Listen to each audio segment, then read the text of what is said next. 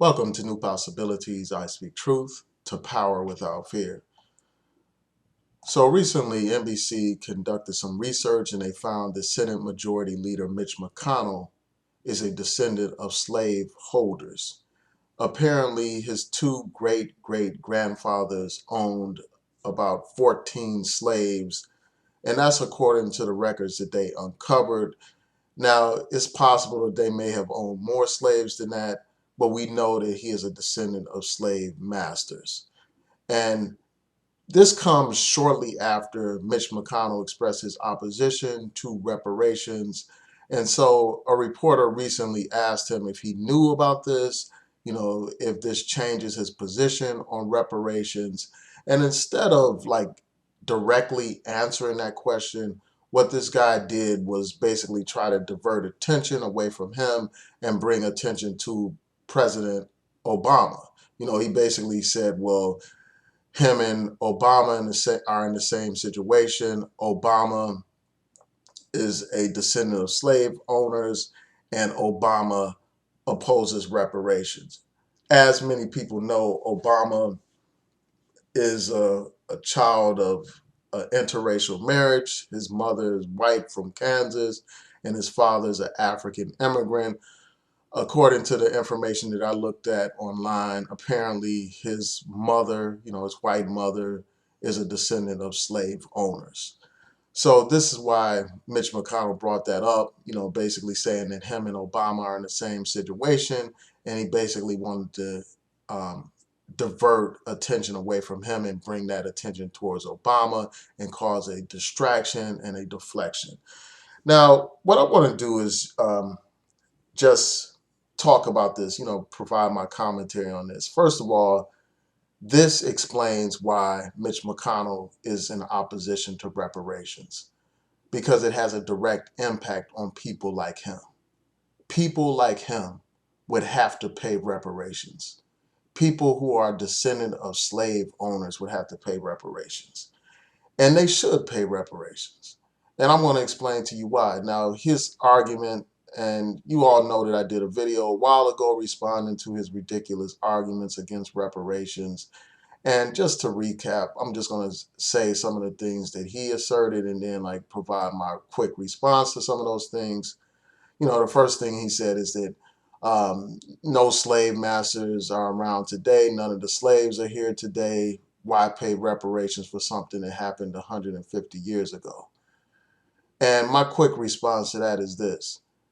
Um, as I said in my prior video, the descendants of these slave owners have reaped the benefits of slavery. Their ancestors were unjustly enriched at the expense of our people. They were enriched as a result of our people going through hell, as a result of our people being forced to work for absolutely nothing, as a result of our people being beaten and having their families ripped apart and having their cultural and ethnic identities ripped apart and ripped asunder and, wiped out. As a result of that, people like Mitch McConnell have inherited wealth. They have inherited wealth from all the free labor that they got, that their ancestors got on their cotton fields or, in their tobacco fields or any other kind of agricultural industry. They reaped all kinds of financial benefits from the cotton trade, from other trades that came as a result of the enslavement of our ancestors. And because of that unjust enrichment that these people have reaped at our expense, they need to pay reparations. They still own the wealth that their slave-holding ancestors helped them build. So they need to pay up to those people, the enslaved African who was denied an opportunity to build wealth, who was denied his basic humanity. They need to pay up for that. That's a debt that's owed, and they have to pay it. Now, another, couple of points that he made in opposition to reparations is this. First of all, he said there was a civil war. There has been civil rights legislation. And then he pulled up this topic of Obama again, basically saying, well, America elected the first African American president, that somehow that's some kind of redemption from this original sin of slavery. First of all, like I said in my prior video, Obama is not even um, a descendant of enslaved Africans. You know, he is a descendant of immigrants and white people. So to try to use him as some example is off in the first place. And then the election of one single man of color or African American doesn't make up for hundreds of years of the enslavement of African people, hundreds of years where black people were stripped of humanity, stripped of any opportunity to build wealth, and were used to build the wealth of others. That doesn't make up for that. 8 years in the White House doesn't make up for all of that brutality, all that enslavement, all that racism and Jim Crowism and humiliation and degradation of black people. So that's my response to, you know, what he said before. And then like the fact that he's bringing up Obama is just a distraction. As I said before, it's a way to change the subject and have people talking about Obama instead of talking about this very real issue of reparations. You know, and we shouldn't go for that. We shouldn't allow this conversation to turn away from that. The fact of the matter is Obama is not the president right now. He's not in a decision-making position right now. He is not the one that's going to decide whether or not we get reparations. He's not in Congress. He's not in the White House. But Mitch McConnell is the Senate Majority Leader that has some kind of influence over whether or not HR 40 will get passed. So for him to change the subject is absolutely ridiculous, and we're not going to go for it. We're not going to allow this man to distract us. Now, when he raised this issue, about Obama, being a descendant of slaveholders and, opposing reparations, it made me think about a couple of things that I will address briefly, but I'm still going to stay on point. The point of the matter is that Mitch McConnell is in a position to pass HR 40. He is the one that has the power right now to do something about reparations.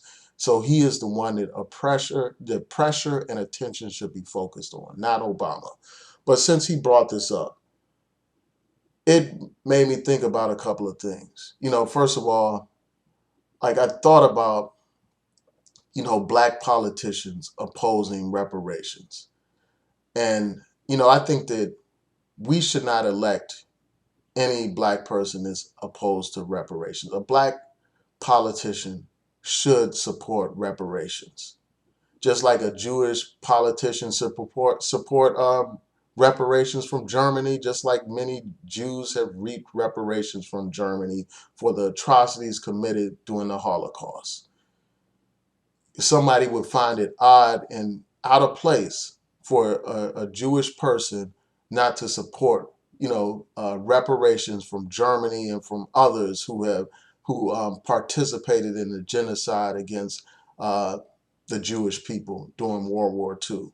They would think something was wrong with you if you, as a Jewish person, was in opposition to justice. And that's the way I see it with these black politicians. We need to demand that all these black politicians support reparations. Now, I'm not saying that there are not other issues that need to be addressed. And I'm not saying that, under extreme circumstances, I would never vote for somebody that didn't support reparations. But what I'm saying is this: as a black person, as somebody who is a descendant of enslaved Africans, I think that they have a moral and ethical and political obligation to support reparations. And we shouldn't take any excuses from anybody at this point, whether they are a black candidate or a white candidate. And it's just a shame that the first African-American president was opposed to reparations. That's, one of the things that I truly regret about, Obama's presidency. That would have been a great opportunity to speak out on the issue of reparations. But to some degree, again, Obama is not in the same situation as African Americans. He is not a descendant of enslaved African Americans, enslaved Africans. So he may, look at things differently. And that's something that really needs to be taken into account. Now, obviously, you all know that I'm not with this ADOS movement, but I think that that's a valid concern.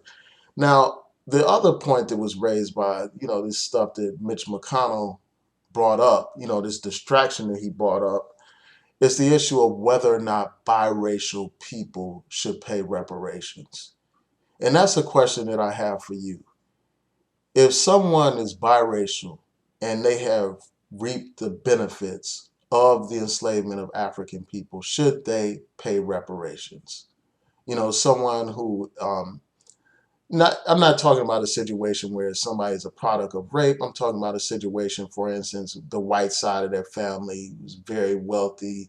They own slaves and they continue to enjoy the benefits and privileges as a result of all of that slave money and slave labor. And then they marry, a black person and they, have kids, and the kids reap the financial benefits of that slavery. Should those biracial people pay reparations? That's the question that I have for you. Um, and when I raised this question on Facebook, on my personal Facebook page, a lot of people had a lot of things to say. A lot of people, it sparked a long conversation with a lot of people. A lot of people were opposed to that idea. And I just want to know what you think. They were opposed to it because some people were saying, well, individuals don't pay reparations. Um, and in response to that, I'll say this, man. I don't think that the federal government is the only entity that owes reparations to black people. Of course, the federal government owes reparations to us because they passed the laws that made slavery possible. They actually enslaved Africans, and they benefited from the enslavement of African people. So, of course, the federal government should pay reparations, but so should the corporations that profited off of the enslavement of black people, the banks, the insurance companies, the schools, the universities that benefited off of the enslavement of our ancestors. They should pay reparations as well. And the individual families that reaped all these financial benefits, all this wealth off of the backs of black people, they should pay reparations as well. This is not just about the federal government paying reparations. It's about the people who benefited from the enslavement of our people paying reparations for not only slavery, they should pay reparations for slavery, but also for all the atrocities and all the injustice that took place during Jim Crow. And that brings me back to this point about civil rights legislation. That was one of the points that Mitch McConnell raised in opposition to reparations, suggesting that because civil rights legislation has been passed, that there is no need for reparations, that they have addressed the problem of the Negro. And the fact of the matter is this, man. Civil rights legislation is prospective, meaning going forward. It means going forward, we will no longer discriminate against you. It's illegal to discriminate against you, but it doesn't repair the damage that was done as a result of decades of discrimination. It doesn't repair the damage, for instance, of black people being locked out of home ownership because of redlining. It doesn't repair the damage that was done of, people being lynched for all kinds of ridiculous reasons. It doesn't repair all that damage that was done, all the wealth that we missed out on, all the opportunities that we missed out on.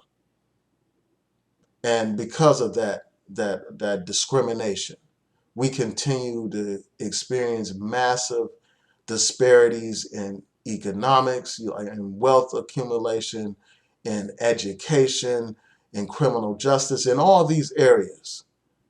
Now, just saying, well, declaring that people are equal going forward, that doesn't make up for all the damage that's been done. It doesn't level the playing field. We are still behind in the race of competition because of this legacy of slavery. And, for that reason, civil rights legislation doesn't make us whole. it doesn't fully address the problems that Africans face in this country, descendants of enslaved Africans face in this country. Now, the other thing that has to be addressed, like, with respect to this issue of biracials, like, as far as I'm concerned, people that have reaped the financial benefits of the enslavement of our ancestors should pay reparations. Now, of course, that's primarily white people, white descendants of slaveholders, but it also includes others. It could include black people, for instance, that owned slaves, even though those were very few and far between. And it could possibly include people of biracial backgrounds who reap the financial benefits of slavery. So tell me what you all think about this. Tell me what you think about Mitch McConnell and him being a descendant of slave owners. And what do you think about his ridiculous response, trying to divert attention away from this issue of reparations? Tell me what you think about that. And what do you think about reparations as a whole? So with that, I'm going to say peace and blessings to each and every one of you. Have a great day.